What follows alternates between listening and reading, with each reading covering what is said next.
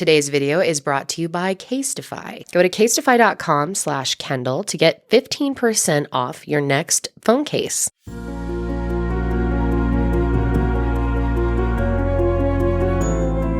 Hi guys, and welcome back to my channel, and happy Halloween if you celebrate, if it's even still Halloween when you're watching this. Before we get into today's video, I did want to say that I have seen all of your comments and tweets and other forms of communication asking me if I'm doing Freak Week or possibly Crimetober this year.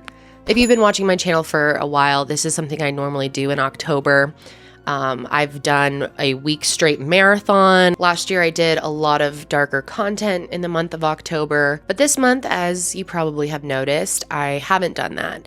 And I purposely did plan it that way. I'm sure some of you are bummed out that I didn't do that this Halloween. I'm only doing this one video. October was a whack month. I don't know if anyone else experienced that, but everything in my life seemed to just be off. In my personal life, in my work life. There were 3 cases that I was supposed to be working on in October, and I had to put all 3 of them on hold midway through working on them for the sake of the case. And of course, I never want to rush content because the most important thing to me is integrity of the case, making sure the family members feel comfortable, making sure that I'm safe. So all of those cases you will eventually see on my channel, but we've had to put a hold on all 3 of them, and that's never happened to me all in 1 month. So that's why my content has been limited this month. So I really appreciate those who have had patience with me and my kind of wacko upload schedule lately. But for today's video, I wanted to talk about the Zodiac Killer case, which I have covered before on this channel, on my podcast. I'm sure most of you are at least somewhat familiar with the case. But earlier this month, October 6th, I woke up to tons of you tagging me in a tweet from TMZ and a tweet from Fox News as well, saying that the case had been solved and the Zodiac Killer had been identified. And it was very casual the way this was just dropped out there and a bit confusing. And I think there's still a lot of confusion around this new update. Has the case really been solved? Is the Zodiac Killer identified? So today I want to go over the case again, and I will leave timestamps below in case you already know this case really well and don't need to hear all the information again. And then at the end, I'm going to go over this new update and see what we think about it. So the Zodiac Killer case began in the 60s, 1968. It was December 20th, and 16-year-old Betty Lou Jensen and 17-year-old David Faraday were on their first date in Benicia, California, which is about an hour outside of San Francisco. David picked up Betty Lou in his 1961 Rambler station wagon, and by 11 p.m., they were parked along a small pump station along Lake Herman Road, which was an area that a lot of teenagers would park. It was referred to as a lover's lane. And you know what they're doing there. And then around 11:20 that night, this young woman named Stella Borges, who was a young mother, was headed out to pick her son up from a show. And she also had her mother in the car and her daughter in the car with her as well. And they drove past this area known as Lover's Lane. As she turned on to Lake Herman Road around 11:10 p.m., she spotted David's Rambler station wagon parked outside. However, the driver's side door was wide open and a young man was hanging out of the car, bleeding profusely. The vehicle itself had blood all over it. And then she noticed a young woman lying on the ground just a few feet away from the road. So it's the 60s, there's no cell phones, so her best option is to drive to the nearest police station. And on her way there, she actually flags down another police officer and tells him about what she has seen. Officers arrived at the scene at 11:28, and when they did, they found Betty Lou lying on the ground 28 feet from the station wagon. It turned out that she had been shot 5 times in her heart, in her liver, in her right kidney, and unfortunately by the time they arrived, she had no pulse. David was lying face up, hanging out of the station wagon. However, he was still alive, but barely. Officers hoped that if they got the ambulance there quickly, got him to the hospital, that maybe they could save his life and he could answer some of the crucial questions they had. But this was not the reality. David had been shot in the head. He had a horrible injury and he died before he even got to the hospital. Investigators on the scene determined that someone had shot at him and Betty Lou through the station wagon windows. They believed it was another person in a vehicle that they had pulled up right next to them and just started shooting. The station wagon had bullet holes on the right side, the back window, and on the roof. While searching the scene, they found shell casings and determined that the killer had used a .22 caliber gun with Winchester Western Super X ammunition. They also believed that the gun was a J.C. Higgins model 80 semi-automatic pistol. And this was actually the first time that there were murders in Benicia for 5 years. So the local police there had no idea how to handle this situation. They interviewed a ton of friends and family members of David and Betty Lou, and at first they thought it could have been Betty Lou's ex-boyfriend, but they were able to rule him out pretty quick because he had a rock-solid alibi. Betty Lou's friend Sharon had seen the two of them that night around 9 p.m., but she wasn't aware that they had plans to drive to Lake Herman Road. Another witness, James Owen, said he had driven by the pump station at 11:14, and he saw their station wagon with 2 people inside, but he also saw a mid-sized dark car pulled up alongside of it. But when Stella, the woman who had gotten the attention of the police, had originally pulled up on the scene around 11:20, it was just their station wagon. This other car was gone, and the two of them had already been shot. One of the big questions that they were trying to answer were, what were David and Betty Lou's plans for the night? And did they tell anyone about these plans? Was it possible for someone to stalk them and know that they were going to be there? Was this predetermined, or was this a random act of violence? And it seemed like it was a random act of violence, that it was a double murder with no motive. There was this famous picture of Betty Lou's body that was put out by the newspaper the next day, and it was covered with a blanket, but there are pools of blood around it. And this really rocked the local community because there was no suspect. People were terrified, worried that this was going to happen every night, worried that this person was stalking their community. But for the next 6 months, things were pretty quiet. But just as people were starting to get comfortable again, 6 months later, the Zodiac Killer struck again. It was July 4th, 1968 in Vallejo, California. Darlene Ferrin, who was 22 at the time, left home in her brown Chevrolet Corvair around 11:30 p.m. to pick up 19-year-old Michael Mijou. The two of them drove to Blue Rock Springs Park, which is another well-known lover's lane. They were just sitting there talking, enjoying their night, when someone pulled up behind them. And it was only for about a minute, and then they left. And another 5 minutes goes by, and suddenly this car pulls up again. And this time someone gets out with a really bright flashlight and starts walking towards them. He walked right up to the passenger side of Darlene's car, shined his flashlight in at them, and then just started shooting. Michael jumped into the back seat to avoid the shots, while Darlene just kept getting shot at. And when he was finished, he started walking back towards his car when suddenly he hears Michael screaming in pain, and he goes back to finish the job. He shoots both of them an additional 2 times, and then quietly, calmly walks away, gets into his car, and leaves the scene. Multiple people in the area could hear the gunshots from their homes and called the police. Officers arrived at the scene at 12:10 a.m., and when they got there, the Corvair was parked close to the road, and it's very eerie how it was found. The headlights were on, a turn signal was on, and music was still playing. Darlene was slumped over the steering wheel, and she was actually still alive at this point, but barely. She had been shot twice in her arm and once in her side. Michael had been shot in the jaw, in the shoulder, and his leg, but surprisingly, he was still alive and aware of what was going on. He told the officers at the scene that the shooter was a white man in a brown car. He was in horrible condition, so he couldn't give them much more detail than that. He was rushed to the hospital as quickly as possible. Darlene, unfortunately, didn't even make it to the hospital. She was pronounced dead on the way there. The police determined that whoever did this had used a 9mm Luger pistol. And at first, despite there being so many similar circumstances to the shooting that had occurred on Lake Herman Road, no one connected the two at first. That changed very quickly. At 12:40 a.m., someone called the police and confessed to being the one who committed the murders that night, and also said that they committed the murders on Lake Herman Road. The call was not recorded, but this is what it was reported he said, "I want to report a murder. If you will go 1 mile east on Columbus Parkway, you will find kids in a brown car. They were shot with a 9mm Luger. I also killed those kids last year. Goodbye." And like I said, the call was not recorded, but the 911 operator who answered the call, Nancy Slover, described the voice as cold and flat. "I have a caller on the line that says I want to report a double murder." At that time, I tried to interrupt him to get his name and location because it was very important then. We didn't have computers. He said, "I want to report a double murder. If you go 1 mile east on Columbus Parkway to the public park, you will find the kids in a brown car.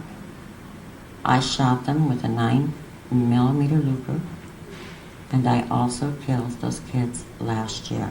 So the police ended up tracing this call back to a payphone in a phone booth outside of a gas station. But by the time they got there, of course, the caller was gone. It became clear very quickly to the police that they were dealing with a thrill killer, someone whose only motive is to cause terror and pain, to scare their victims and also scare the public. Plus, this type of killer is just bound to strike again. Now, luckily, Michael was able to have multiple surgeries and was able to survive the attack. Over time, he could describe the killer in more detail, and he said that he was a young white man, about 25 to 30 years old, with curly light brown hair, 200 pounds, and 5 foot 8 inches tall. So just a few weeks after the second shooting happened, strange letters started coming into the local newspapers. The Vallejo Times-Herald, the San Francisco Chronicle, and the San Francisco Examiner all received letters, supposedly from the killer, on August 1st. Now, each of these letters includes some type of coded message or a cipher, and it seemed that once these codes were cracked, that maybe they could reveal the identity of the killer. The person who wrote these also demanded that they were published. He said if they weren't published, that more people would be killed. So they all complied. Then a second letter arrived at the San Francisco Examiner on August 4th. And in this letter, the killer identified himself for the first time as the Zodiac. This new name for the killer got around quickly. Everyone was talking about the Zodiac and wondering when he would strike again. And he did in September of 1969 on the 27th. Two college students, 20-year-old Brian Hartnell and 22-year-old Cecilia Shepard, had driven out to Lake Berryessa for a picnic. It was a beautiful day, and the two of them were excited to spend some time outside together. But pretty quickly after they got there, Cecilia noticed this man, this creepy man that was hanging out around the lake and seemed to be watching them. And this is absolutely terrifying. There is obviously a movie on the Zodiac Killer, and I saw it when I was younger, and oh my gosh, this scene scared me to my core, to where I had nightmares about it for weeks on end. You know, just one of those things that got you in the right way. The way that he killed this couple just is so incredibly eerie. They are just sitting there trying to enjoy the view, relax outside, when suddenly the Zodiac Killer appears from behind a tree wearing an executioner-style mask. He also had clip-on sunglasses, gloves, and military-style boots. And on the front of this executioner-style hood, he had a white cross circle symbol stitched over on the chest, and this became the symbol of the Zodiac Killer. Obviously, as the man approached them, they start screaming. They're terrified right away. He points a gun at them and orders them to follow his directions. Then he tied them up by their hands and feet. And he ended up telling them that he had just escaped prison and all he wanted was money and a car. And instead of shooting them like he had done previously, he ended up bringing out a knife and said he had to kill them. This is so sad, but Brian begged to be killed first because he said he couldn't bear to see Cecilia be killed in front of him. So the Zodiac Killer stabbed him several times in the back, 6 times total, and then Cecilia was stabbed 10 times in the back and the chest. Just horrific. I can't even imagine what that would be like. But before leaving the scene, the killer drew the Zodiac symbol on Brian's car with a pen and added Vallejo 12/20/68, 7/4/69, and September 27th, 69, 6:30 by knife. As you probably figured out, these are the dates for all of the attacks he has made so far. Sadly, Cecilia did not survive the attack. She died in the hospital 2 days after, but Brian did. So he was also able to give them his description of the man. He described him as a man who was about 5'11" and 170 pounds with brown slicked back hair. I did think I was going to die. And so from that moment on, one has to have certain goals that you have to set. The first goal, of course, was to live. I suppose the second goal was to get untied. The next one was to get help. From getting help, getting to the hospital. I considered him a robber. I had absolutely no thought that he was anything but that. And when we were at this robbery stage, I didn't consider any real threat to my life or to the girl or anything. I really didn't consider this, but I really wanted to help him. And did he seem as though he would like your help at all? No, he didn't, and he didn't even end up taking the money. But I bear no grudge. Well, of course not. I don't think that he was acting under his total complete consciousness. And when a man is, if you don't mind using the word sick, you can't hold this against them. But the real concern that I have is that he doesn't do this again. I'd like to see some people save this experience. And the guy told him to take the money. He said, I don't want it. Says, all I want to do is kill you people. I have to kill you. The boy asked him, said, you really mean that? And he said, yes, I mean it. Says, well, he said, if you're going to kill me first, because I can't stand to see the girl be stabbed. He said, well, I'll do that. So he started stabbing the kid in the back. He told me 10, 12 times, but he had so much blood on him I couldn't tell. I knew he was stabbed several times. And then he stabbed the girl. I've been patrolling this lake now 11 years, and I've seen a lot of people that have been cut up by boats and this and that, and for no reason at all. That's about the worst I ever seen. Real nice college kids just stabbed for no reason at all. I never witnessed anything like it before. This guy is a pathological psycho killer. There's no doubt about it. Is there any doubt in your mind that there is or is not any connection between Vallejo and Berryessa? This we're sifting out now. I wouldn't say that there is any connection, yet I wouldn't want to tell you that there isn't at this time. We have some pretty good physical evidence that we're working on now. Mm-hmm. And of course we're going to get together with the Vallejo authorities. We've been in contact with them since the incident, and we definitely will pool our resources. And just like the previous time, the killer called in again and confessed via payphone. At 7:40 that night, he told the operator that he had just committed another double murder at Lake Berryessa. And the payphone was just a few blocks from the police station, but of course, by the time they arrived, he was long gone. But this time, they were able to get a palm print from the phone. Okay, so now we're getting into the final confirmed attack of the Zodiac Killer. So this happened in 1969. It was October 11th, and 28-year-old student Paul Stein was headed to work as a cab driver in San Francisco when he picked someone up who was heading to Presidio Heights. 10 minutes into the drive, the passenger asked Paul to pull over at a corner, and without a word, shot him in the back of the head. And this time before leaving, he took a piece of Paul's shirt, and a witness saw him wiping up the side of the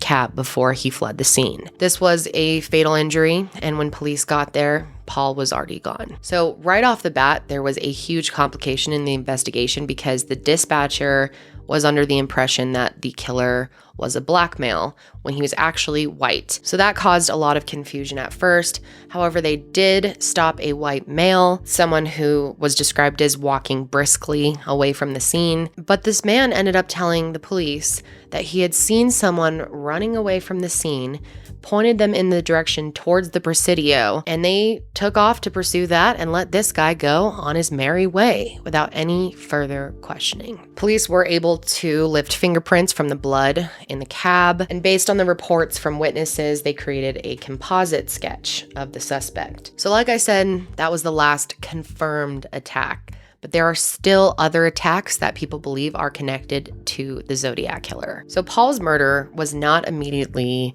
linked to the Zodiac Killer and the other shootings and stabbings that had happened. It wasn't until days later that the San Francisco Chronicle received another letter that they realized it was the Zodiac Killer. The letter confesses to murdering Paul, and he claimed that he had been wearing a disguise this time, making their composite sketch useless. And then the killer confessed that he was the guy who was originally stopped by police walking briskly away from the scene, and he was able to trick them into thinking the killer had run off, and they all followed that direction. And to make this letter credible, the Zodiac Killer included the piece of Paul's shirt. And it was super scary to the press because it was covered in blood. And the newspapers continued receiving letters from the Zodiac Killer for years. In November of 1969, the Chronicle received another piece of fabric from Paul's shirt, a greeting card, and a 340-character cipher called the 340 cipher. This is very famous in the true crime world. There was also a note that said Des July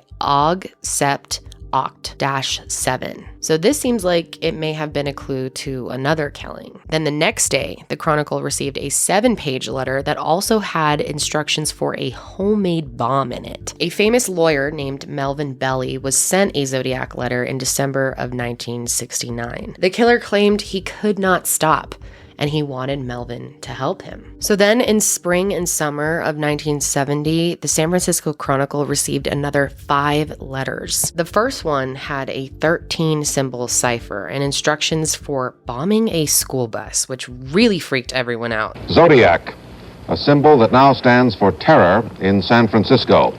Today there was a possibly significant development in the terrifying case of the man who calls himself Zodiac and has boasted that he is responsible for 5 murders in the last 9 months. In Zodiac's latest letter last week, he threatened to make a busload of school children his next victims. Since then, school buses have been discreetly guarded, and parents' fears have openly risen. School children make fine targets. I think I shall wipe out a school bus some morning. Just shoot out the front tire and then pick off the kiddies as they come bouncing out. So police took pretty extreme measures to try to protect school kids. They would actually fly small planes behind school buses. They assigned officers and just random volunteers who wanted to keep the community safe to patrol the streets, around the schools, make sure kids were walking home safely.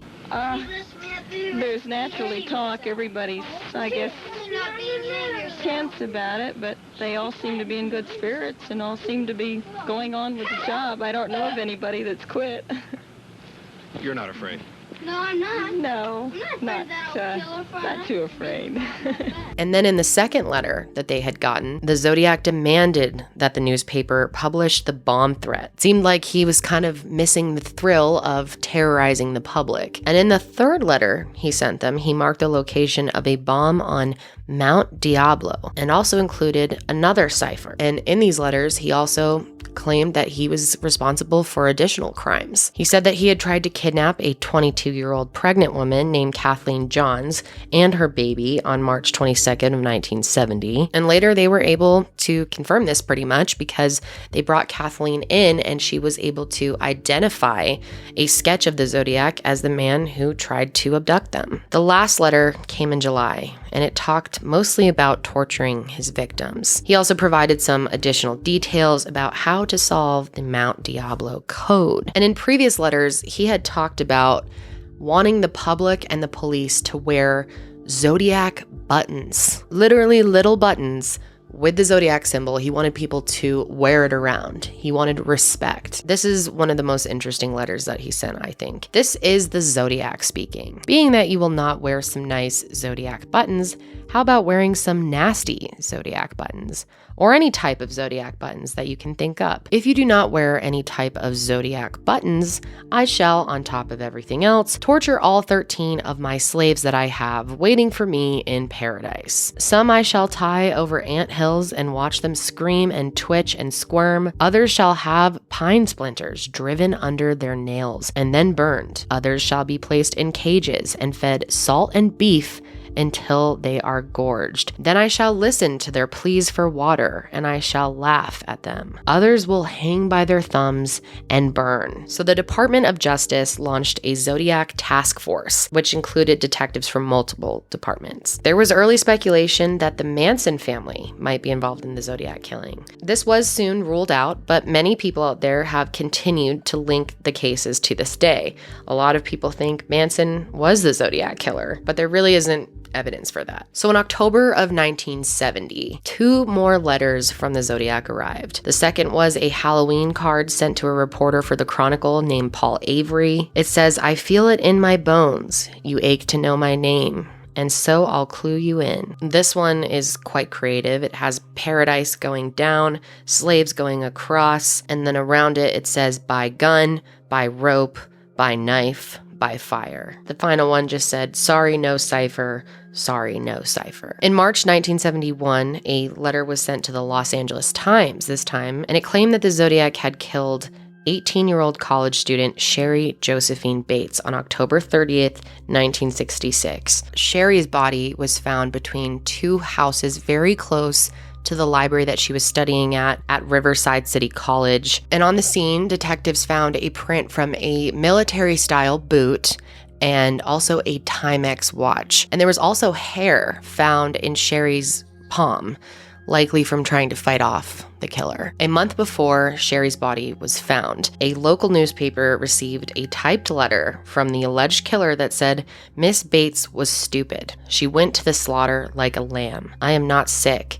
I am insane." In April of 1967, the killer sent 2 identical handwritten letters to the paper, to the local police, and to Sherry Joe's father, saying Bates had to die.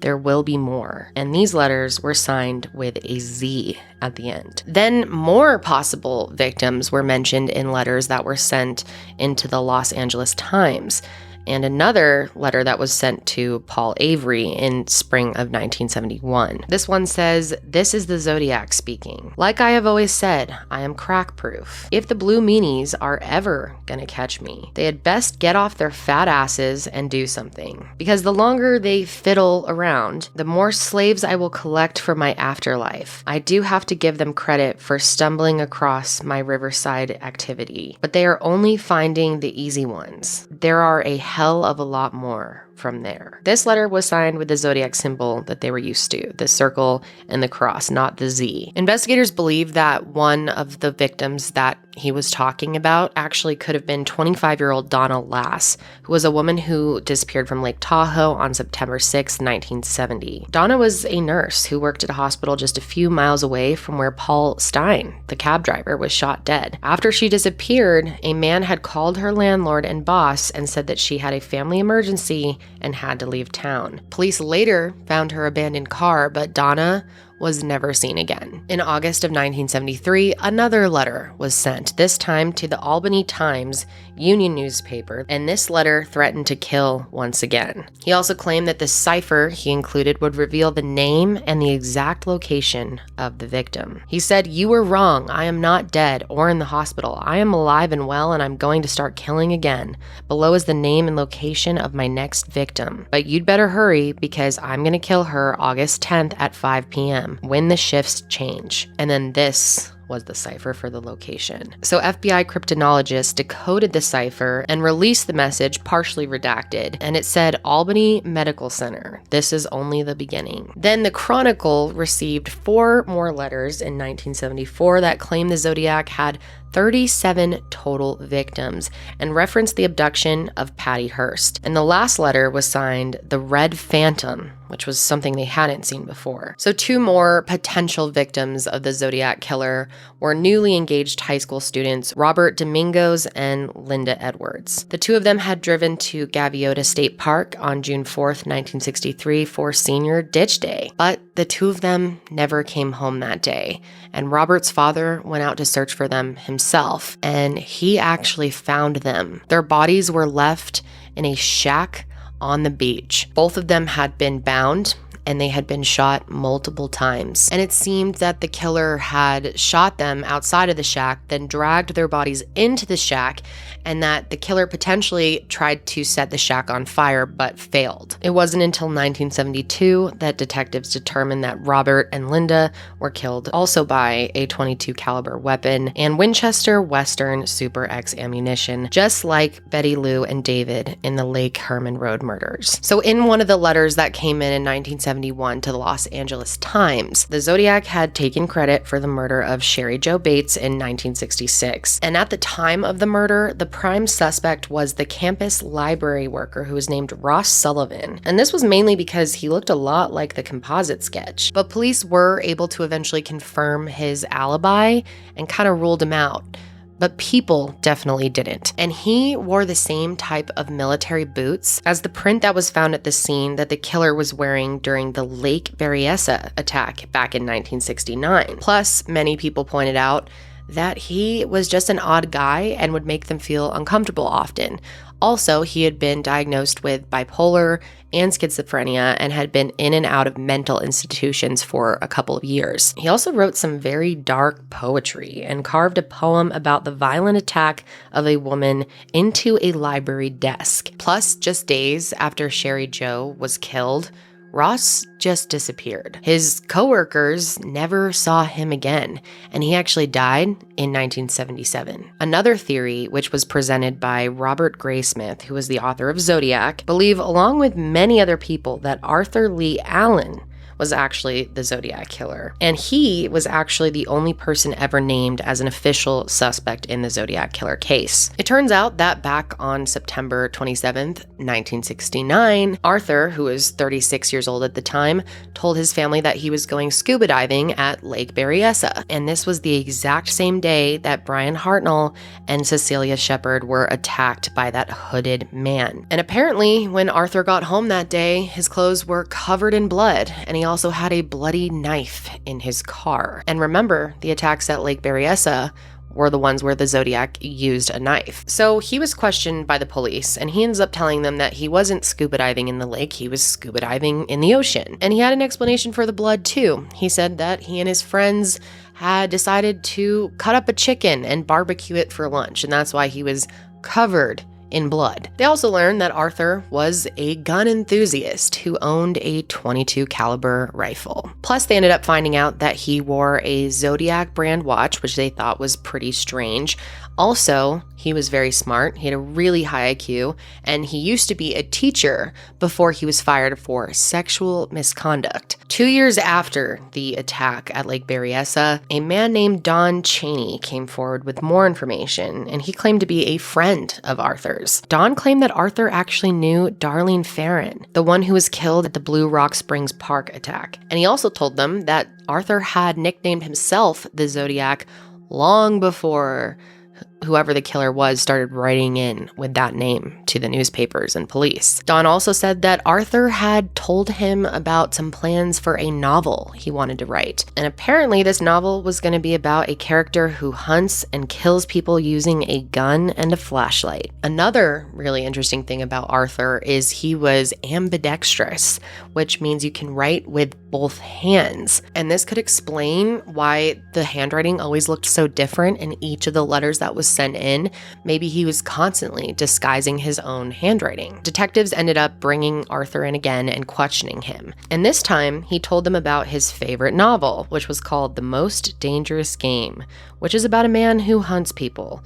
I'm not sure why he would tell that to police, but okay, dude. And a couple in California were actually able to decode one of the ciphers sent in by the Zodiac. And it turns out it actually included the phrases wild game and the most dangerous, which brings you back to the book, The Most Dangerous Game. The full decoding of the cipher actually said, "I like killing people because it is so much fun. It is more fun than killing wild game in the forest because the man is the most dangerous animal of all. To kill something gives me the most thrilling experience. It is even better than getting your rocks off with a girl." So at this point, investigators got a warrant to search Arthur's home.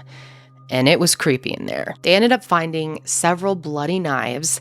They also found several dissected dead animals in his freezer. And also they found some odd sexual devices. However, they tried to do handwriting samples and they couldn't match his handwriting with his right or left hand to any of the Zodiac letters. Plus, remember, they had found fingerprints and a palm print, and it turns out his didn't match either of those. So at this point, there was no concrete evidence linking Arthur to the murders. But it's very interesting to note that back in 1974, when Arthur was in prison for child molestation, the Zodiac didn't send out any letters during that time. So the last letter that was sent from the Zodiac came in on May 2nd, 1978. And this was several months after Arthur's release, which is interesting. And the letter said, "This is the Zodiac speaking. You people are in for a treat. The next 3 weeks, you are finally going to have something good to report. I have decided to begin killing again. Please hold the applause.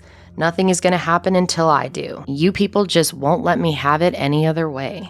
I plan to kill 5 people in the next 3 weeks." And then he mentions the people that he wants to kill. Chief Piggy Daryl Gates, ex-Chief Piggy Ed Davis, 3, Pat Boone. His theatric crap is an obscenity to the rest of the world. 4, also Eldridge Cleaver. And then he gets racist and says these N-words gotta get their 20% quota after all. And Susan Atkins, the Judas of the Manson family. She's gonna get hers now. Hey, you actors, this is your lucky break. Remember, whoever plays me has his work cut out for him. See you in the news.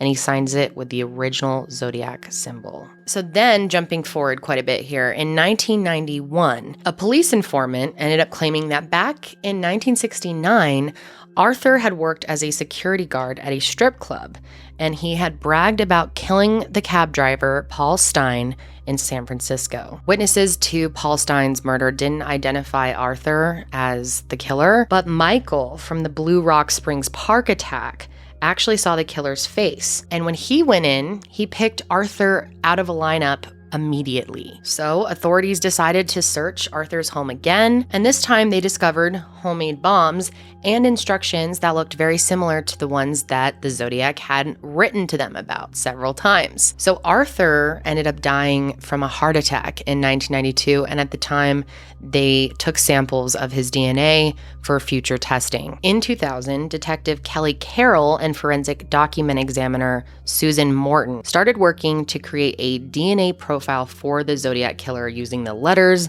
the envelopes, and the stamps. And by 2002, they had a partial DNA profile. Now, this is helpful to some extent.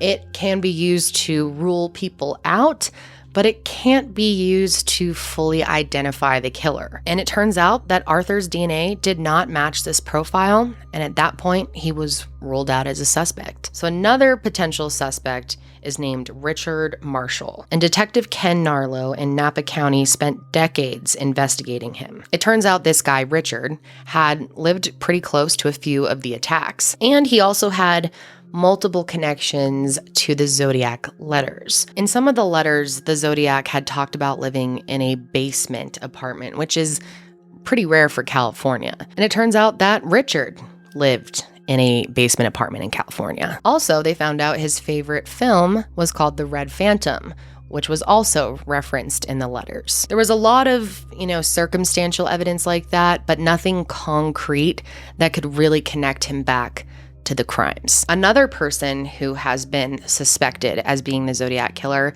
is a man named Donald Lee Bujic. He had been released from prison just days before the Lake Berryessa attack, and he had been in jail for only 11 years for killing a sheriff deputy. Plus, if you remember, Brian Hartnell had told police that the killer had told him that he had just gotten out of prison. Also, Donald's former cellmates said that he had talked to them about killing people. Specifically, he talked to them about killing people so that he could have slaves in the afterlife, which seems to be a belief that the Zodiac Killer had. In one of those letters, it said, "The best part of it is when I die, I will be reborn in paradise, and all the lone or stray people I have killed will become my slaves. I will not give you my name because you will try to slow down or stop my collecting of slaves for my afterlife." So this is a pretty interesting connection if these cellmates are telling the truth. Also, it turned out that Donald had served in the Army at Fort Ord in California, which has a helicopter pad that looks just like the Zodiac symbol. However, again, his prints didn't match the prints that were pulled from the crime scene,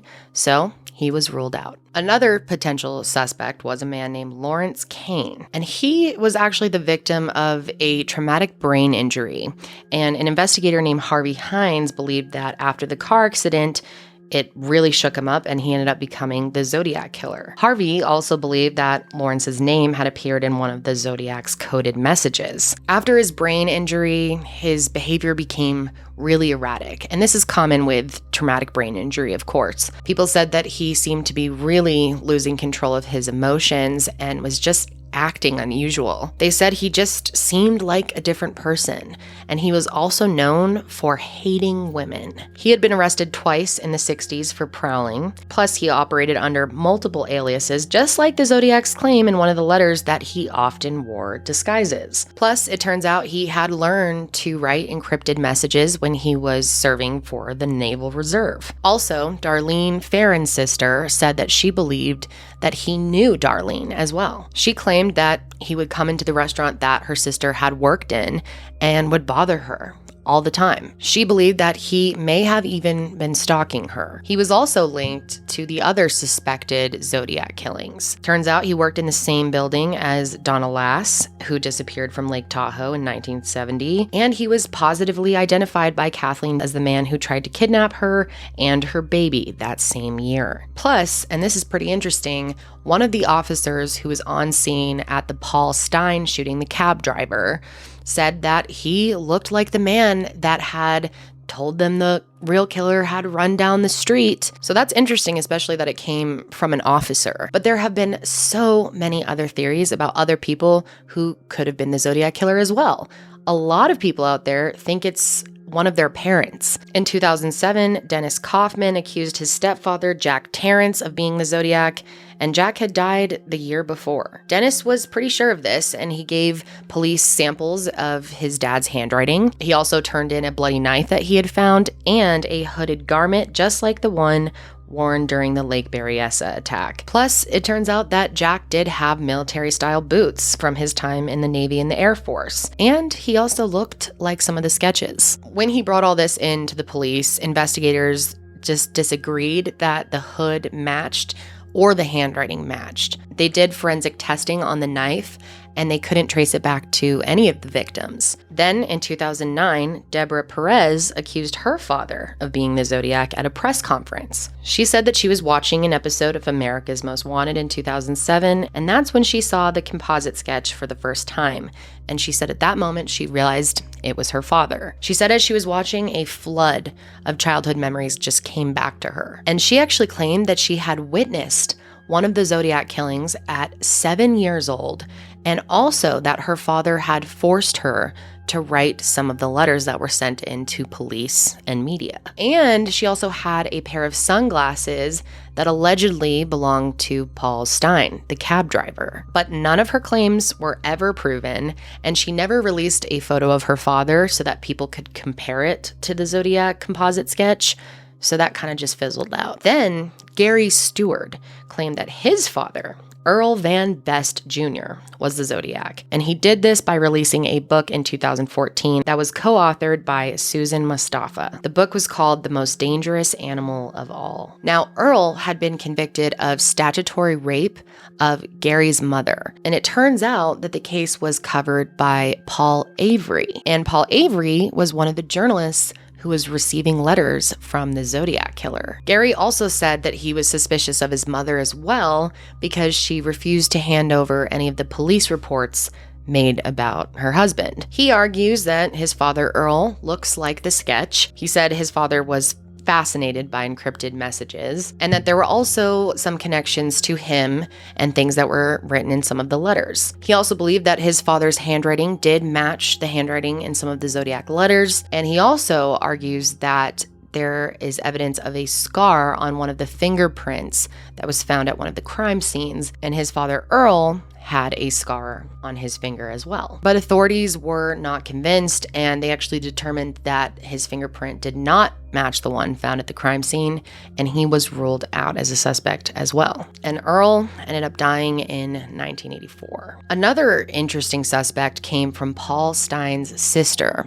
She said this strange man showed up at his funeral that no one seemed to know. It turns out his name was Richard Galkowski, and he ended up being one of the strongest suspects for the Zodiac killings. It turns out that during the 5 confirmed Zodiac killings, Richard worked for a San Francisco underground newspaper called Good Times. This paper would publish short stories that included depictions of violent attacks with eerily similar details to the real-life case. The Good Times production day was Wednesday each week, so this was obviously the busiest time of the week for everyone on staff. And what's really interesting is all the way from the first Zodiac letter that was sent in to the time that the newspaper eventually went out of business, none of these letters were ever sent on a Wednesday. Also, this newspaper office was in the same area as Paul Stine's murder. Plus, it also turned out that Richard's cousin lived just down the street from the office. Another interesting bit is Paul's shirt had been ripped the same way that medics will rip fabric to make tourniquets,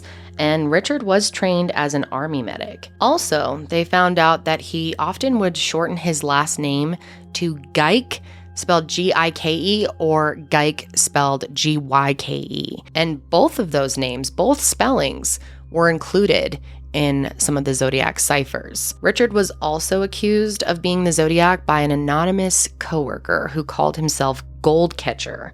He would send letters to investigators claiming that Richard had tried to make him an accomplice in the murders. Another interesting element to the Richard theory is that one of the dispatchers had recognized Richard's voice from one of the calls that they took. They said his voice was pretty much identical. So Richard spent a few years in a psychiatric hospital starting in 1971, and while he was there, the Zodiac Killer letters stopped. But police never ended up finding any concrete evidence that he was the Zodiac Killer, and he ended up dying in 2004. So the mystery has gone on for decades now, and so many people over the years have tried to decipher some of the codes that the Zodiac wrote in. A teacher and his wife actually solved one of them, the 408 cipher, and they did this in 1969, but the next code wouldn't be cracked for decades. More recently, in 2020, the 340 cipher was decoded on December 3rd by 3 people: an American software developer named David Orenchak, a Belgian computer programmer and warehouse operator named Jarl van Eck, and an Australian applied mathematician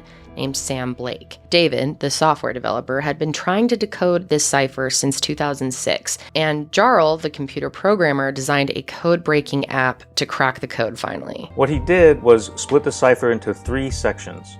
The first section is 9 lines long. So is the second section. Then there are 2 lines in the third and last section. In Sam's manipulation of the cipher, he reads through all the symbols in a diagonal direction, following this rule. First, start in the upper left corner, write out that symbol, move down 1, and then move over 2. Write out that symbol. Continue until you get to an edge. Then jump around to the opposite edge and keep going. Then you'll have a rewritten cipher that looks like this. So I put that first manipulated section of the cipher into AZ Decrypt, hoping it would solve it, but it didn't come up with anything useful. The phrases "hope you are trying to catch me" and "gas chamber" didn't even appear again. But those phrases came up before, so I plugged those into AZ Decrypt using what's called a crib feature. Basically, you can lock in words at specific positions. Then the solver leaves those words alone while it searches for the rest of the key. So here goes. I clicked on Solve with Cribs, and boom, suddenly got a really clean message.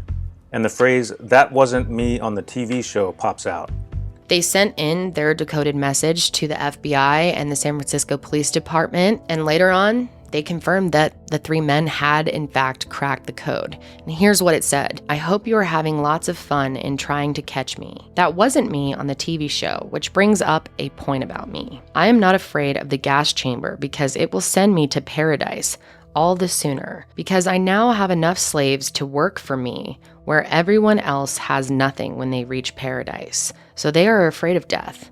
I am not afraid because I know that my new life will be an easy one in death." So the TV show that was referenced in the Cypher is actually the Jim Dunbar show. And 2 weeks before the Cypher was mailed, someone actually called in and claimed to be the Zodiac Killer. And what's interesting about that is the caller had actually asked for help in the call from Marvin Belli. This is the same famous lawyer who had received a letter from the Zodiac Killer. However, police believe that this call may have been from a psychiatric patient in Napa State Mental Hospital named Eric Wheel. Talk to us. Just tell us what's going on inside you right now, Sam, please. I have headache. Right. How long have you had those headaches, Sam?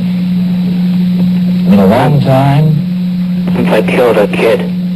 Well, was it before December that you had the headaches? Yes. Were you in service that you might have had an injury in service? Did you ever fall out of a tree or downstairs? Were you ever unconscious? I don't know. You don't remember.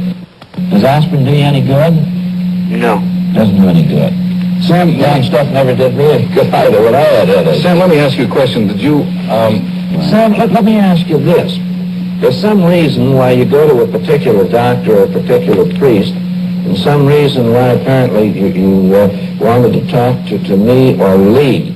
Is it that you feel that we have compassion for people who get in trouble? Or is it you feel that we can do something for you? Or is it you feel that we're have enough integrity that if we promise you something, that we're going to stick to it? Well, let's find out why he wanted to talk to. Why did you want to talk to Mr. Belli, Sam?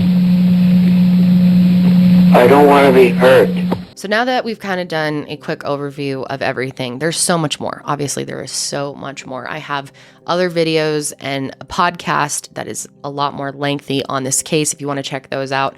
Also, there's just endless content out there on the Zodiac Killer and books. But let's go ahead and get into this latest claim that was made on October 6th, 2021. It actually came from a group called Case Breakers, who released a lengthy and very complicated press release claiming that they had solved the Zodiac Killer mystery. The Case Breakers are an independent national task force of 40-plus cold case investigators with backgrounds in law enforcement, military intelligence, forensic analysis, academics, and journalism. And the group just came right out of nowhere and said that they had identified the Zodiac Killer and that it's a man named Gary Francis Poste. Their press release was picked up by Fox News, TMZ, and before long, it was on headlines all around the world, trending on Twitter, and many of the articles and the way they were written led people to believe that the Zodiac Killer had truly been identified and the case was solved. But Case Breakers actually have no connection whatsoever to the actual investigation. But let's talk about this guy, Gary,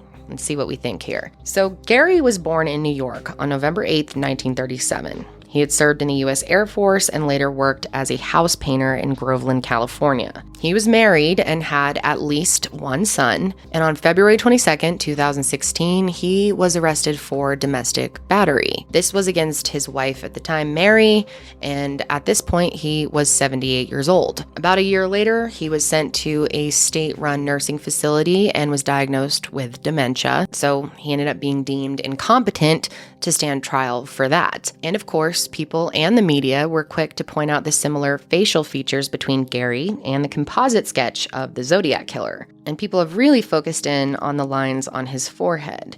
But, I mean, many people have lines on their forehead. Hello? I got it from my daddy. The Case Breakers team also said that their years of digging has uncovered new forensic evidence and photos from Gary's darkroom, and one image features scars on the forehead of Gary that match scars on a sketch of the Zodiac. So it certainly isn't overwhelmingly similar. In 2017, a journalist named Dale Julin claimed that he had sworn statements from a man who had heard Gary's confession that he was the Zodiac Killer. And this man also claimed that Gary had threatened his life twice. Also, 2 former cellmates of Gary's said that he had confessed to them and had also threatened their lives. Dale filed affidavits to get sworn statements, but the information in the affidavits couldn't be verified, so he was unable to do so. The case was actually brought to Case Breakers by one of their team members named Jen Buchholz, and she brought it to them after she read Dale Julin's copyrighted book manuscript, which argued that Gary was the famous killer. Now, details won't be available until this book is released, but Jen said that she was won over by Dale's decoding of one of the Zodiac letters using Gary's full name. In my mind, news reporter Dale Julin, who was the one who brought the case and his information to us, realized that all those taunting letters that were sent to police and the media in the late 1960s and early 1970s were actually anagrams that needed to be decrypted. And over the course of the last 7+ years, Dale has decrypted most of those. And the linchpin for me was finding out that some of those anagrams actually led Dale to an evidence site that belonged to Zodiac. And a lot of people have been confused about why this made, mainstream news, why this was such a big deal, because the Codebreakers press release didn't include any hard evidence. Tom Voigt, who runs ZodiacKiller.com, called the group's claims hot garbage and completely bogus. Now, some media outlets have characterized the release as a publicity stunt, but almost all of the coverage that came out initially was published with a headline that implied the Zodiac Killer had been identified. And that, my friends, is called clickbait. And before all of this really came out to the public, there had been rumors going around about Gary Poste being the Zodiac Killer, and it did make it back to the San Francisco Police Department. So they ended up scheduling an interview at the jail where he was being incarcerated. And the sheriff did confirm that detectives had an interview with Gary while he was in jail, but because this is an open case, no information has been released about that interview. Now, according to Case Breakers, Gary can be linked through forensic evidence to the 1966 murder of Sherry Jo Bates, who is just a suspected victim of the Zodiac Killer, but not confirmed. And the forensic evidence that they are referring to is the hair that was found in her hands, if you remember. The evidence also may include the blood and skin that was found underneath her fingertips. The forensic evidence is being stored at the Vallejo Police Department, and investigators have not responded to the Case Breakers' request to test it for Gary's DNA because the Zodiac Killer was ruled out in Sherry's case. Obviously, Case Breakers is very frustrated by this, and so are a lot of people in the public, because why not just test and see? The team also said they have uncovered a few connections between Sherry and Gary. Gary was an Air Force veteran when he received medical checkups for a gun incident at a hospital located 15 minutes away from Sherry's murder scene. There was also a wristwatch with paint splatter on it they say was collected at the murder scene, and they believe that it may have been worn by Gary, because Gary had painted homes for a living for several decades, so he could easily have paint on his watch. The only thing that really linked the Zodiac Killer to her murder was a handwritten letter supposedly from the killer that was sent to the Riverside Police Department in 1967. And then years later, in 2016, a second letter was received by the department, and it took credit for writing that original letter and claimed that the whole thing was a hoax. So there's really nothing solid connecting her case to the Zodiac Killer. Plus, the FBI was able to compare the two letters, the one from 67 and the one from 2016, and determine that they are the same handwriting. Apparently, that person has been tracked down, and investigators ruled this person out as being Sherry's killer and the Zodiac Killer. So without that 1967 letter, there is really nothing to connect Zodiac to Sherry. Officer Ryan J. Railsback, who is a spokesperson for the Riverside Police Department, said the only completely accurate statement in the Case Breakers press release was that the investigators are 100% sure that Sherry was not killed by the Zodiac Killer. And what's really interesting about all this is the police had announced that there was a $50,000 reward for anyone that could help them close Sherry's case. And eventually, they were contacted by a lawyer who asked if this reward would still be on the table if the suspect was dead. And after he read the recent Casebreakers update, he looked more into their team and realized that this lawyer who had contacted them was on the Casebreakers team. Now, Gary Francis Poste actually died in a state-run facility in 2018. He was 80 years old, and his cause of death was listed as vascular dementia, sepsis, septic shock, and difficulty swallowing. His wife, Mary, is still alive and is reportedly living in an assisted living facility. Fox News says they have tried to reach out to Gary's family members to interview them about the whole situation, and they've had no luck with that. However, a woman in California who lived next to Gary said that she believes, due to all the evidence that has come out so far, that he truly is the Zodiac Killer. Her name is Gwen. She declined to give her last name, and she claims that Gary and his wife actually babysat her a few times when she was younger. This was back in the 70s and 80s. And she claimed that he had tried to show her how to shoot a firearm multiple times, and that he was also very abusive to his wife, Mary, which would make sense. Another woman named Michelle claimed that she was common law married to Gary, and she told Fox News that she was a victim of Gary and his posse several times during their relationship, including incidents of damaging her car and other things. Plus, many of you have probably seen this Facebook post going around. I've seen it everywhere. It's from a man named Glenn Barnes, and he says, "My last visit with old man, Gary Poste. Zodiac, ?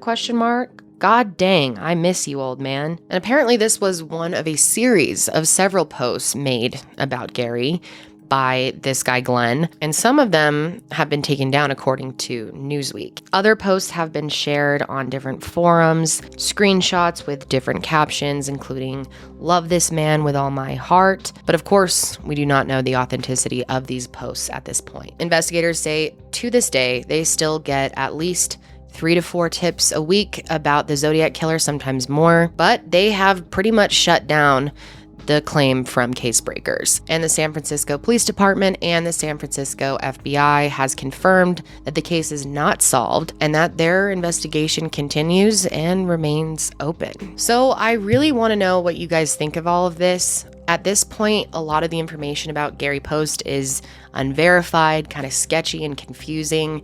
I'm sure Casebreakers will release more.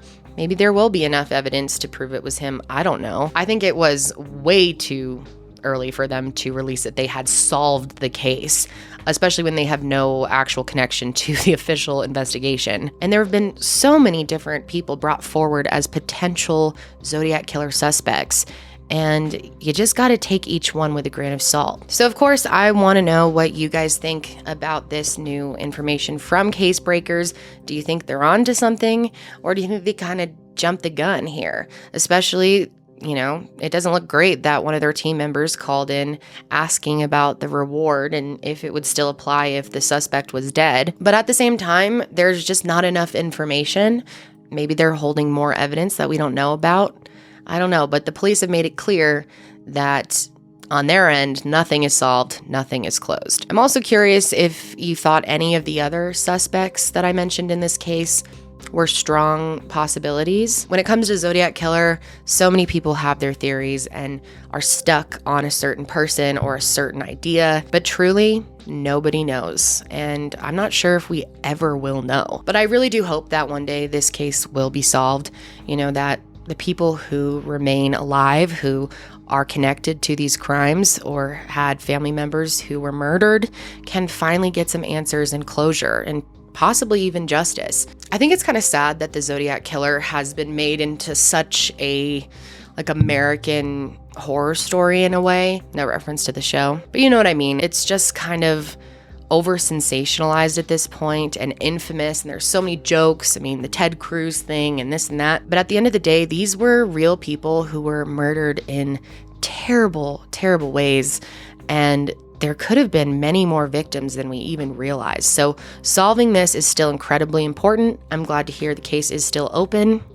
And I hope that one day we will get the answers that we all want. But before I go, I would like to thank today's sponsor, Casetify. Guys, I truly love Casetify. They're the only cases I will put on my phones because I really trust that they are going to protect my phones. This thing keeps my phone nice and safe. Yes, I just threw it at a wall, and I feel completely fine doing that. I know it's gonna be just fine when I walk over there. Because Casetify's phone cases have drop protection. They are made with Chi-Tech 2.0 technology that offers drop protection of up to 9.8 feet for the Ultra Impact case. Their cases are also wireless charging and 5G compatible. Plus, Casetify's new Impact and Ultra cases are made of 65% recycled plant-based materials, which is awesome. And they have endless print options, you guys, really something for everyone. They offer a huge variety of case colors and designs, and you can even personalize your case with your favorite font for a truly custom case. Their cases also feature what they call Defensify, which is an antimicrobial coating that kills 99% of bacteria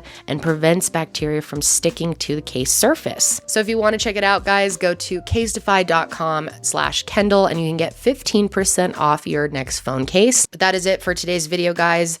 Let me know your thoughts down below. But that's it for me. I hope you guys stay safe out there, and I will see you next week.